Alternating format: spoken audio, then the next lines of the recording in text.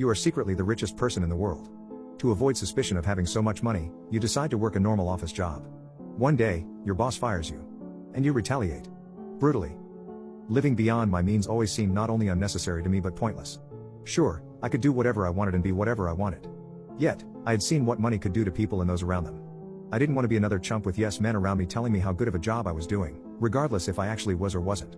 So when I won the lottery, I kept quiet. Not only did I not tell my friends, I didn't even tell my family. Instead, I retained a lawyer and financial advisor and just poured everything into investments. Before I knew it, my bank account grew steadily until I was worth $140 billion. When it came to my day-to-day life, I tried to keep it simple. I didn't see any reason not to do what I loved just because my bank account was now larger than it was before. I mean, hell, I was lucky. How many people can say that they do what they love every day when they go to work? Keeping my secret from coworkers was easy. When I went on vacation to Paris, it was seen as completely normal. What they didn't know was that I took a private jet there, stayed in a suite at the Four Seasons, and ate at Michelin star restaurants each night. For a moment, my life felt perfect, but all good things must come to an end. That end was Craig. He was the new creative director at the agency where I worked, and from the moment I met him, I knew I didn't like him. For one, he had no talent. He didn't get to where he was because of his work, skills, or ability to lead a team. He had none of those. He got there because he was a bully who knew how to manipulate those around him. I wasn't one of those people and wasn't going to be. I saw straight through his act and wouldn't let him intimidate me. It didn't take long for me to realize that as soon as Craig joined my team, he had set his mind on one thing alone: destroying me. His goal was to ruin my career and turn everyone against me.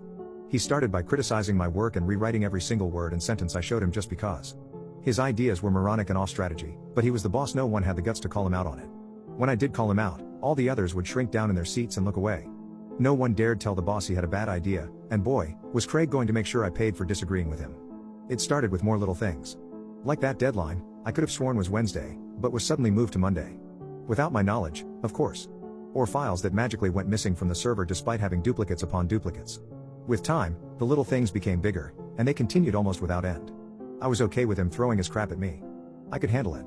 But when he began requiring the team to work weekends and then blamed it on me, it was so obvious, I don't know how I didn't see it coming. The little crap was beginning to inch closer and closer to stepping over the line. It was a Friday morning when Craig called me into a last-minute meeting. When I walked into the conference room, there sat HR, alone at the table with a folder. Craig's face went serious, and as I sat down, he told me that he was sorry, but you just aren't the right fit here. HR then explained to me that my time with the agency was terminated effective immediately and that they would ship my belongings to my home address at the end of the day. I stood up, trying to hold back the tears in my eyes. Craig smiled his sinister smile as if to say, I won. And before I could say a word, HR led me out the door and out of the office. For months, I sat at home and kept pondering what happened. I tried to piece together how it all began, how it escalated, and how it got to the point where they would fire me. As I began to sort through the events that had unraveled, I began to see the connection. Craig. Every step forward I'd make, the bastard ensured I took 2 steps back. Well, little did Craig know that he just screwed with the wrong woman. Not only was he going to pay for what he did, but everyone at the agency was going to pay for following him blindly instead of standing up for what was right. The account I worked on was the largest the agency ever had. It was worth millions of dollars. Did they think that by kicking me out, they'd get to keep my client? I thought to myself, the best way to destroy a tumor is to cut off its blood supply. So, I bought the client and the company they were signed under. And I completed the transactions under an alias name. The next step was to hire a chairman and CEO who would act as a key instrument to my plan. My team privately met with dozens of candidates, and it didn't take long for me to appoint someone to head the company and ensure that he would follow my directions without question. In the meantime, I found another job.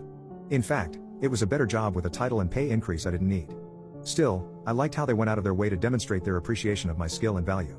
I'd come home from my new job to communicate with my own company's team and CEO, directing them on steps they needed to take to ensure the success, first, of the company, and second, my plan of getting back at those who wronged me. We implemented the latter as step 1. I fired all of the advertising agencies my previous coworkers had ties with. One particular ad agency, however, requested that my CEO personally deliver the news to the creative team in person. I told him to handle the process as he saw fit, but there was one thing he needed to say upon termination: I'm sorry, but you're just not the right fit here.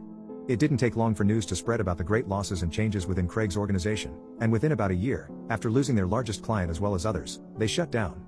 Eventually, that agency became a distant memory, and I was happily promoted to my current job, working as a creative director. My hundreds of millions were continually raking up millions. But again, I actually enjoyed working and continued to do so. By early fall, a resume came across my desk with a familiar name and a huge gap in employment history. He had already been through 2 interviews earlier that week, and I was the last point of contact as the hiring manager. I gleefully saw the calendar invite pop onto my computer, and that afternoon, I walked into the conference room where candidates waited to meet with their potential employers. I pushed open the door, and there sat Craig, looking up at me. His smile quickly disappeared, and he went as pale as a ghost when he saw me standing at the door. I had recently gotten married, and he had not realized who I was since my last name had changed. I smiled brightly and, without a word, sat down in front of him. He stuttered as he opened his portfolio book and began to quietly go over his work with me, conveniently skipping over the documents from the agency we had worked at together not so long ago. I quietly listened, and as he stopped to take a breath, I leaned forward, looking him directly in the eye, and smiled. "You know what, Craig?"